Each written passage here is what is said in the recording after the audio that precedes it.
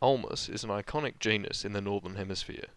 North America, Asia and Europe all have their share of endemic species. In a bit I'll give the rundown of all the uses for this genus, but first let's focus on ID. Here in Melbourne, elm trees are notorious for being somewhat of a genetic clusterfuck. The large amount of hybridisation has made it difficult to delineate individual species. However, Ulmus as a genus is easy to identify. The leaves should be alternate as opposed to opposite. The leaves should also have an acuminate apex, which means it's tapering towards the top. The margins of the leaves should be serrate or toothed, and the bark is usually fissured, coarse and intersecting. Likely the most distinctive feature is the presence of two asymmetrical lobes at the base of each leaf.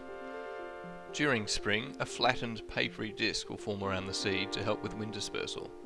This whole unit, this papery achene, is what is called a samara. For a brief period in spring, these samaras are pumped full of chlorophyll for some extra photosynthesis before the leaves start to emerge. The chlorophyll is what gives them this green colour, and it's when they're most edible. However, it should only take a few weeks before these samaras start to dry out and withdraw their chlorophyll, and with it lose their edibility. It's a narrow window of opportunity, but it's a difficult one to miss due to the abundant display of greenery seen on all the trees. The samaras make a nice snack when you're walking in the park. Otherwise, they're decent in salads.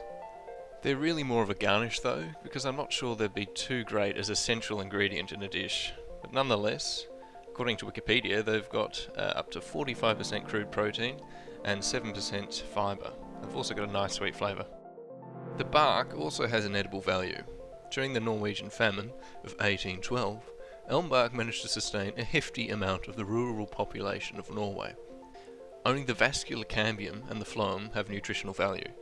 The periderm on the outside and the heartwood on the inside are mainly comprised of cellulose and are therefore not very digestible. In other words, what you want is the greeny and white stuff directly beneath the rough exterior. This inner bark was cut into strips, boiled, dried, and ground into a powder which was then combined with normal flour to make bread rations go further. The result was known as bark bread, a delicious loaf with a green hue and a bitter taste. The inner bark also has medicinal value. In Ulmus rubra, it can be used as an emollient to soothe irritated and inflamed skin, as well as an eye wash for sore eyes. The wood of the elm tree is highly resistant to splitting due to the tightly interlocked grain it has.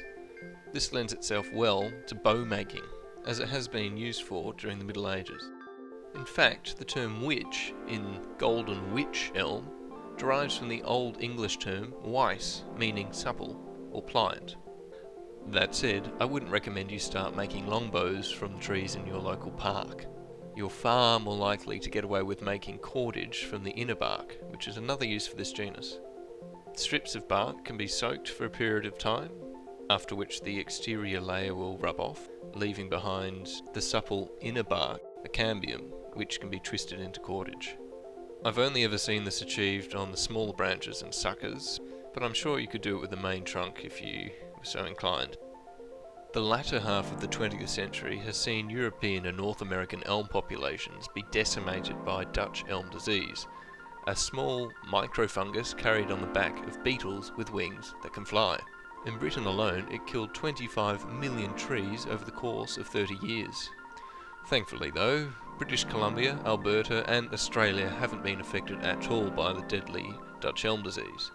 So I suppose that means that our relatively pristine elm populations here down under are of global value. Anyway, that's me, Sattva. Thanks for watching. Have a great day.